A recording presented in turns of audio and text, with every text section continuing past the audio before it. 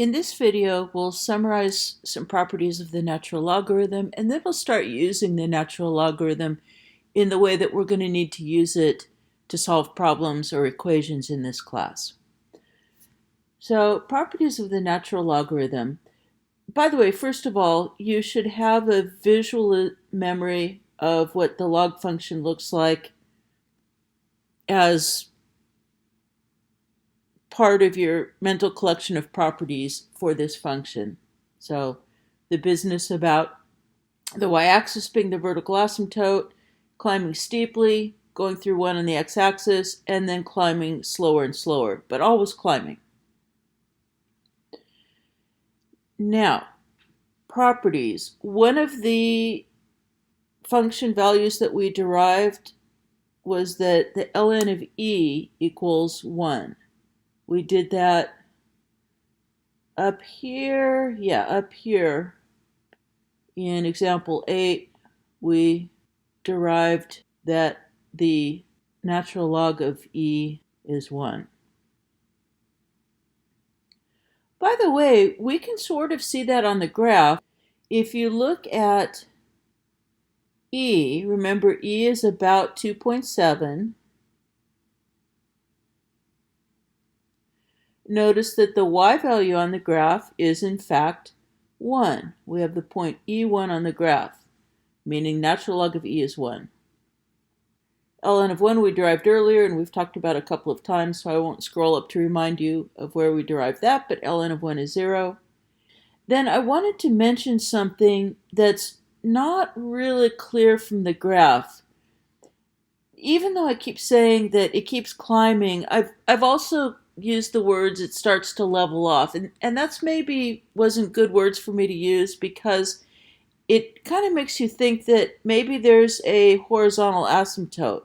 So like maybe the graph never gets above that line, for example. And that is not the case.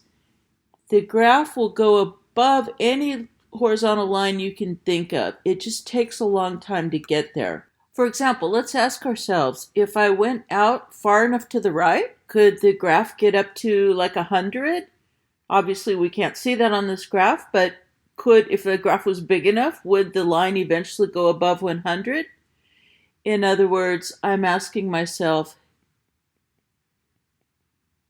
is there an x for which ln of x, let's just say equals 100. Will it get up that high? In other words, if I translate that into the exponential equation that's its equivalent, we're asking ourselves, can x be e to the 100? And sure, x can be e to the 100. You can calculate e to any power. Let's see what our calculator says about e to the 100. It says it is approximately 2.7 times 10 to the 43 power. That's what x would be. So that tells you how far off to the right you'd have to go. It would be a 2.7 with 42 zeros after it. So that's a long way to the right, but you get up there. You can get up to 1,000 height, 1,000 on the y-axis. You'll get above that. Your calculator can't give you the answer to what the x would be for that because it's too big even for the calculator. But, eventually if you go far enough to the right, you'll get up to the moon and past. So what I'm getting at here is that the limit as x goes to infinity of the ln of x is infinity. It goes infinitely high. Last, and this is the property we're going to use a lot for solving problems and equations, is the property that, again, we've derived it before, so I won't scroll up to it, but ln of e to the x is x. ln of e to whatever exponent gives you the exponent because the ln and the e cancel each other out. And we showed how that worked above. So, how are we going to use that to solve exponential equations? again, the thing we're going to use is that ln of e to a power is just the power. You can think of the ln and the e as canceling each other out. And we'll also need a calculator. So for example, let's solve e to the 2x equals 11. And here's the technique. We're going to take the ln on both sides of the equation. So I'm going to say, well, if e to the 2x is 11, then the ln of e to the 2x would be the ln of 11. That's the sort of general principle from algebra, that you can do pretty much anything you want to an equation as long as you do it to both sides. And now the advantage here is that the ln and the e cancel each other out. And what that does for us is it gets the x out of the exponent, where we can have a shot at isolating it. And all I need to do here to isolate the x is divide both sides by 2, and I get x equals ln of 11 over 2, or you can think of that as 1/2 times the ln of 11 if you want. And here's where our calculator comes into play. If I take the natural log of 11 and then divide by 2, I get about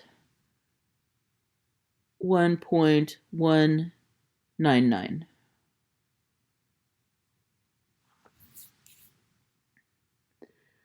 Let's try the next one. Let's solve e to the x plus 1 equals 0.7.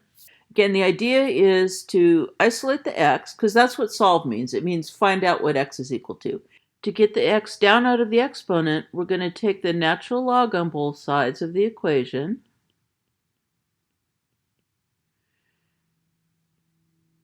That way the e gets canceled out, and the x plus 1, the exponent, gets pulled down to where we can deal with it. And all I need to do to isolate the x is subtract 1 from both sides, or you can think of it as adding -1 to both sides, whatever makes more sense to you. And what are we going to get? Natural log of 0.7, then -1, gives me about -1.357. I hope that seems fairly straightforward to you, but let's give you a chance to go through a couple yourself, and that way you can see if you have questions about this or if you feel like you really understand it. So go ahead and do these two build your understanding problems, and as usual, I'll go over them with you in the next video.